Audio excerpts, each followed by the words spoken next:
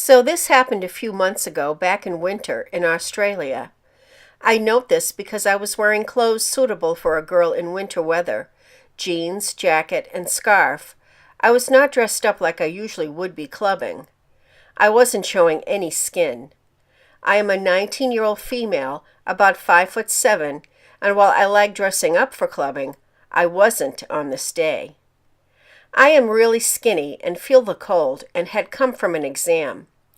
Out of all the girls in this part of town, especially with some who didn't dress to the weather, I have wondered, why me? I went out to a clubbing part of town in an eastern Australian city with my girlfriends. We had just finished our last exams for university that afternoon and decided to go out and have a few drinks and dance in a club or two in celebration. After having some dinner, we went to a cocktail bar before heading to a popular local club just before happy hour because of free entry. Now, this club is predominantly a gay club. However, there is a straight section where a lot of people hang out. They play great music, $5 basics, and you don't get harassed by guys as much because you can grab a friend's hand and pretend you're gay. It's a really great atmosphere. When happy hour hit, we were taking advantage of the cheap drinks, double downing, and having a great time. I only had 2 drinks as I would have to drive home in a few hours from the train station. We caught trains in as it was much cheaper, living around an hour away from town. While on my first few drinks, I noticed a guy a few couches away stealing glances at me when we weren't looking. I recognized him from my high school days. He was in the same grade as me at school, but different classes. I am 19, so not long graduated, and didn't know him. Now, initially, I wasn't worried. He was kind of cute, not a scary-looking guy. He wasn't a big, intimidating guy, more of a slim, athletic build, the type of guy I would usually be into. He was sitting with some friends, a group of guys and girls, and he had great fashion taste. I was contemplating to myself whether he may be gay, being that sort of club, looking so put together. He was wearing some tight gray jeans, a nice shiny button-up, and super high-top shoes.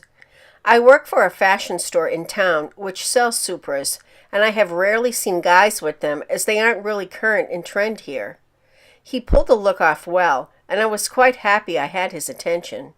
His group of friends and him were like any other group in the club, singing along to the bangers, having a great time drinking and dancing. Over the night, once I noticed he was looking at me a lot, even as we moved around the club. Like to the point it was noticed by my friends. Even to the point where I went to get drinks, where this guy also timed his drinks to get them at the same time. There was an older guy at the bar, the club attracted all sorts, who said, "Looks like you have an admirer," looking really pointedly disapproving at this guy. It was amusing seeing this bald guy with massive stretchers in his ears looking so disapproving. The music was loud and I couldn't say much, so I just shrugged and tried not to let it bother my night. I also noticed he was drinking Coke, which was really odd, but I just told myself he must be that group's designated driver. We didn't let it put a damper on our night, but it was always in the back of my mind. My friends and I went to the bathroom, and he would be going to the bathroom. Obviously, there were separate men's and women's toilets, but it still made me a bit concerned. Even the guy from the bar hung around in the background. At the time, I assumed he had noticed and was watching out. To stop this from dragging out, I'll skip forward to the train ride home. To my growing dismay, we had followed this guy and his group back to the train station and had boarded the train with them at opposite ends of the carriage. He was laughing and joking around with his friends on the walk to the station, but he made eye contact a few times, so I knew he knew I was around. I was starting to grow uneasy, but I was with my friends, he with his. I felt safe enough. That is, until the station before mine, my 2 friends got off the train to get a lift home from their parents. Creepy guy and his friends were still on the train, but there were a few people I recognized from the clubs, so this wasn't odd. It was the main train line from the city. We approached my station, and my stomach dropped as I noticed Creepy Guy say goodbye to his friends before waiting at the door to get off. I once again calmed myself down. After all, he did move before I made any motion that this was my stop too. To be safe, I walked up the train to the next carriage and exited there so as to avoid attention. I had parked at the station at 1 p.m. to get to my exam when the car park was full. Car was parked up the road with no streetlights, about 600 meters from the exit of the car park. I live in a smaller town. I've never once had a creepy encounter or felt scared walking to my car countless times before, even at times like then, early morning leaving the train with other drunk people. Tonight, I didn't feel the same. I walked quickly away from the train, feeling like someone was following me. Surely enough, it was the staring guy. I was so relieved when he walked up to a silver sedan and got in. I was just being paranoid. Even with him gone, I still felt as if someone was following me. Weird noises made me jump, and I swore I heard footsteps. Assured that I couldn't see the sedan, I walked quicker, seeing my car in the distance. Reaching it, I managed to get my car key in the door when I felt a rough hand cover my mouth and my feet swept out underneath me. I screamed into the hand, trying to bite him, and swung my legs, twisting my body, but he was too strong. I was being carried away from my car down the road. It was 2:30 a.m. No one was around. I didn't give up, though, still screaming into his hand, trying to get away. I freaked when I heard a car roar up right towards us with blinding white headlights. I was sure I was going to be thrown in the back to be whisked away to God knows where, but the man holding me dropped my legs back onto the asphalt. I wasn't expecting it, so I crumpled to the asphalt, hitting my head. With his hand away, I screamed to my heart's content, hoping someone would hear. I was disoriented and dizzy, and those white headlights were still blinding my vision as the car screeched to a stop. I was trying to crawl away down the road after being dropped, and my balance wasn't good enough to run as the door to the car opened. Get away from her! It was only at this point I considered the car was someone who could help me.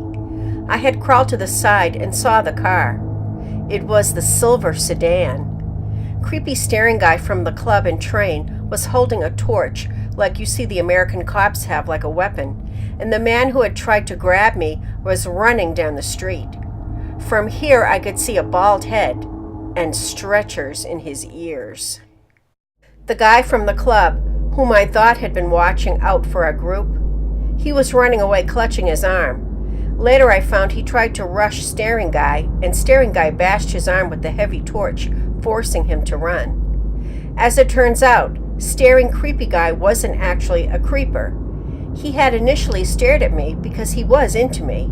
However, as the night wore on, he saw the other guy was following my group around the room. When we went to the bathroom, the guy who I thought was creeping after us was there to make sure the real creep didn't do anything. When walking to the train, he saw the creep following us still and kept his eye on us. When getting off the train, he realized he had been staring and knew he had made me feel uncomfortable. That's why he walked straight to his car. As he drove out, he saw the creep following me, creeping in between cars. He raced out of the car park to get there pretty much as soon as I was grabbed. He actually turned out to be an absolute sweetheart. Instead of chasing after the guy trying to be a hero, he came and made sure I was okay. He put the torch down, grabbed a jacket from his car, and walked really slowly towards me with his hands up. If you don't want me to come any closer, just scream and I will call the cops from my car and keep my distance. But your head is bleeding and you're in the road. Can I come and see your head? It was probably the best thing he could have done. I realized, even in my state, that he didn't mean me any harm and just wanted to help. I asked him to come and help me. He was looking around everywhere, presumably to make sure the creep was gone before he approached me. He laid his jacket on me as I was still lying on the ground and I realized I was shaking. I wasn't cold. It was from the shock, but the extra jacket helped me to feel so much calmer. I realized I was crying. My makeup was running, as was my nose, and I was bleeding from a cut above my eyebrow when I fell all over this guy's jacket. I was an absolute wreck and could barely even talk for crying. He asked me if he could move my hair to inspect my head. I nodded, and he was so gentle and calming. He asked me my name, the date, and how my vision was. Later, I found out his dad was a doctor, so he knew to check if I was concussed. Once he was sure I was okay, he quickly got me off the road, walked, helped me to his car, and handed me the key. He told me to sit in the car and lock the doors while he called the police in case the guy came back. I felt so bad. I was bleeding in his car all over the inside, which was super nice, but I felt so much better sitting down locked inside the car with no one else around me. Such a small thing left me feeling so much safer and calmed me down so much. In the end, I had a very minor concussion. The police took statements from both of us and ended up talking to all of our friends in order to find the guy. The guy was caught. I was not told much, just that he was caught and he had no prior record. The guy who helped me, which I will call Kyle for the sake of the story, was very apologetic about how he handled it. He didn't want to scare me. Ironic, I know, male logic, so didn't approach me before this all happened. I know the police who came absolutely grilled him for handling it badly, which I think was a bit unfair. While it could have been handled better, I can understand his perspective, and I am so appreciative of how he helped me. Everything he did afterwards was so great, from letting the bleeding, crying, and snotty girl sit locked in his car, making all kinds of mess, to not even asking for his jacket back after I was taken to the hospital, still wearing it.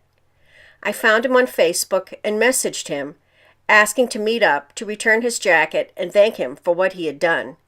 In an odd turn of events, we ended up going on a date from that meetup. We have now been together for a couple of months, and it has been absolutely amazing. I still have nightmares, and I haven't gone clubbing again, but I have met a super sweet guy, and as awful as it is, to me anyway, we have an amazing how did you meet story.